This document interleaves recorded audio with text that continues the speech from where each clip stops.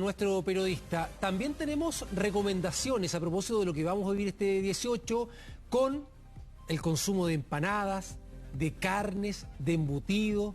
¿Qué pasa con la manipulación de estos alimentos? También un para tema no relevante. enfermarnos. Oye, Exacto. harta gente termina o intoxicada con indigestión.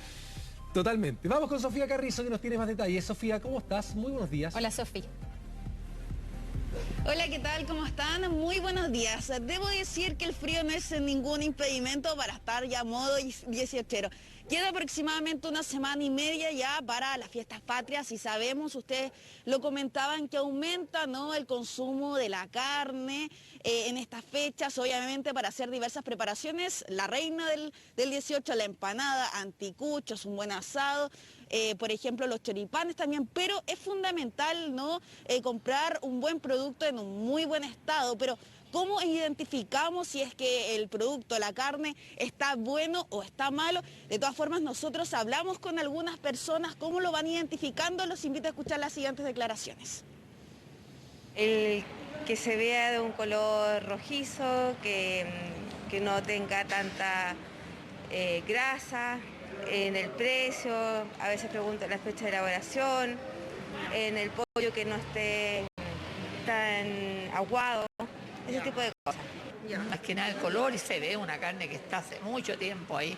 Sí, se nota, la verdad. Como digo, no soy muy experta en carne, pero sé más o menos cuando la carne está fresca. Rojita, sí. Que esté bien rojita. Claro, que esté natural, bonita. A mí no me gusta comprar con grasa. El color y la fecha que tenga prevista para el vencimiento, ¿no?, de la carne.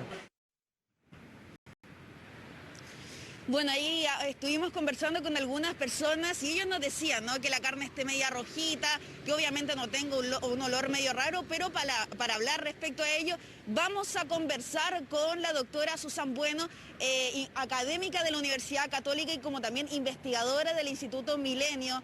Preguntarle más que nada cómo identificamos que una carne está buena y está mal, y también que no arriesgamos una enfermedad de la guatita, me imagino. Muy buenos días. Muy buenos días. Bueno, primero que nada, muchas gracias por la invitación a conversar de este tema, que es muy importante recordarlo, sobre todo en esta época cuando ya nos exponemos a comer fuera y los casos también de gastroenteritis, intoxicación alimentaria incrementan. Creo que es muy importante primero mencionar que efectivamente hay riesgos en el consumo de alimentos que pueden estar preparados de manera deficiente o que puedan estar en mal estado derechamente para el tracto gastrointestinal, lo que significa la contaminación con bacterias que vienen normalmente en la carne. Y para eso es fundamental que los alimentos estén en buen estado. Y en ese sentido es muy importante, primero que todo, ver las fechas de elaboración y de vencimiento que están etiquetados en los productos, que eso es fundamental. Otro aspecto muy importante es cuando uno normalmente va a comer a algún lugar en donde ya está preparado, tener muy en cuenta algunos aspectos que son decidores: el olor y el aspecto. Cualquier alimento que tenga un olor que no es apropiado, que es desagradable, que tiene olor a descompuesto o que tenga un aspecto, por ejemplo, como lo que mencionaban también las personas que le entrevistaron, en términos de color, de que se ve que efectivamente tiene un color que es diferente, que no es digamos lo que uno normalmente ve en un alimento bien preparado, hay que tener cuidado y hay que evitar comerlo y no arriesgarse en esos casos. Doctora, nos falta el anticucho, ¿verdad?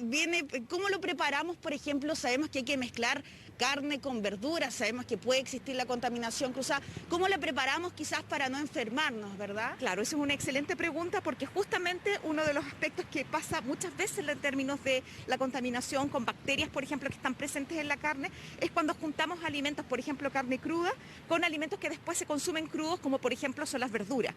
Y en ese caso hay dos puntos muy importantes. Primero, que tiene que estar todo completamente cocido, es fundamental, porque de esa manera los microorganismos que pueden estar en la carne y que contaminan los alimentos crudos, digamos en este caso las verduras, se eliminan si es que se cocinan bien. Entonces es muy importante que se cocinen bien al minuto de consumirlo. Ahora, también es sumamente importante de que cuando uno prepara los alimentos antes de cocinarlos, estén la carne y las verduras, y sobre todo aquellas verduras que se consumen crudas y que definitivamente no se van a cocer, estén separados físicamente. Porque esta contaminación de, por ejemplo, derivados de la carne, la sangre, o tomar contacto directo, puede contaminar el alimento. Las ensaladas, por ejemplo, que se consumen crudas, y ahí es donde yo me expongo a consumir esta estos microorganismos que son dañinos para el organismo. Doctora, ¿cómo está? Carla Zunino acá desde el estudio. Le quiero preguntar por algo clásico, que es el cómo descongelamos la carne. Siempre se habla de que hay proliferación de bacterias y dicho eso, si es que hiciéramos mal un proceso al momento de descongelar, cuando uno cuece bien la carne, ¿mata esas bacterias o esas bacterias persisten? Claro, eso, bueno, primero que todo, muy buenos días, Carla. Ahí es una pregunta muy importante y sobre todo el aspecto fundamental, sobre todo si está congelada la carne. En el proceso de descongelación, eventualmente microorganismos que están en la carne no mueren, digamos, con el proceso de congelación y pueden de alguna manera revivir. Y en ese sentido es importante que la carne se consuma bien cocida cuando se descongela, por supuesto. El tiempo de descongelamiento es fundamental. Si se deja una carne muchísimo tiempo a temperatura ambiente, más de un día, más de 24 horas, no solamente se descongelan los microorganismos que están en esa carne, sino que empiezan a proliferar, empiezan a crecer. Entonces tienen más de lo que tenían antes de que uno los congelara, ¿verdad? Entonces ahí es súper fundamental cocinar bien en la carne. El proceso de descongelamiento tiene que ser un proceso controlado, en un tiempo que sea el suficiente justo para que la carne deje de descongelarse y se guarde inmediatamente en el refrigerador. Y dependiendo, si los microorganismos crecen en la carne y se cocinan bien, ahí los microorganismos se eliminan, por supuesto, y ahí se puede consumir de manera segura. Pero todos sabemos que la carne, sobre todo carne de vacuno, muchas personas les gusta consumirla no totalmente 100% cocida, y es ahí donde hay un riesgo. Ya. Y por otra parte también, dependiendo del tipo de microorganismos que pueda tener la carne y cuánto tiempo la dejamos a temperatura ambiente antes de cocinarla, las bacterias también pueden producir algunas toxinas, que son elementos que son los que finalmente nos enferman. Y esos en algunas ocasiones no se eliminan con la cocción. ¿Doctora? Entonces por eso es importante no solamente cocinarla bien, sino que descongelarla de manera controlada. En el minuto de que la carne ya está descongelada, inmediatamente guardarla en el refrigerador. Ya, y controlado es evitar como el cambio brusco de la temperatura. O sea, hay menos riesgo cuando paso del congelador al refrigerador y del refrigerador a temperatura ambiente que si paso directamente la carne del congelador a la temperatura ambiente. Sobre todo la temperatura que en esta época empieza a subir un poco. Por supuesto, porque se requiere mucho más tiempo, sobre todo que la carne se exponga a temperatura ambiente. Es la temperatura que muchos microorganismos les gusta para crecer. Doctora, ¿qué tal? ¿Cómo está? Buenos días. ¿Qué pasa con los condimentos, con los aderezos? ¿Qué pasa con la salsa? Yo, por ejemplo, tengo mucho respeto a la mayonesa casera. ¿Cuál es la recomendación que usted también puede hacer con respecto a eso? Imagínate el choripán, que le echamos harta mayonesa, ¿no? De repente nos excedemos con eso. Es verdad.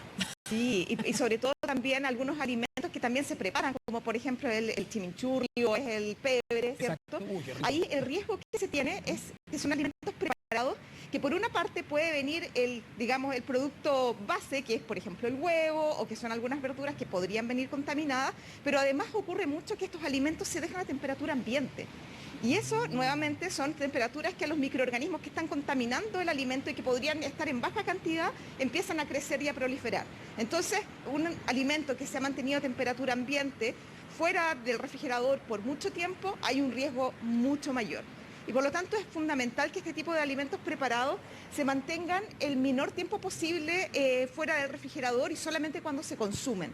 Es ahí donde evitamos que se contamine más y pueda causar un cuadro de gastroenteritis, por ejemplo. Muchísimas gracias, doctora. Bueno, y conversábamos con la doctora Susan Bueno, académica de la Universidad Católica y como también investigadora del Instituto Milenio, que nos daba algunos tips, obviamente, para que la guatita no falle para las celebraciones de fiestas patrias, que es fundamental estar con la mejor disposición para poder comer rico y también celebrar como corresponde, Carla y Gustavo. Muy bien, Sofía Carrizo y también a la doctora Susan Bueno, agradecerles, ¿no?, por esas recomendaciones. Un abrazo y que estén muy bien. Muchas gracias a ambos. Muchas gracias. ¿Qué más si me como 40 anticutos? No, eso no. No. Oye, vamos a cambiar de tema, ¿ya? Vamos a esto que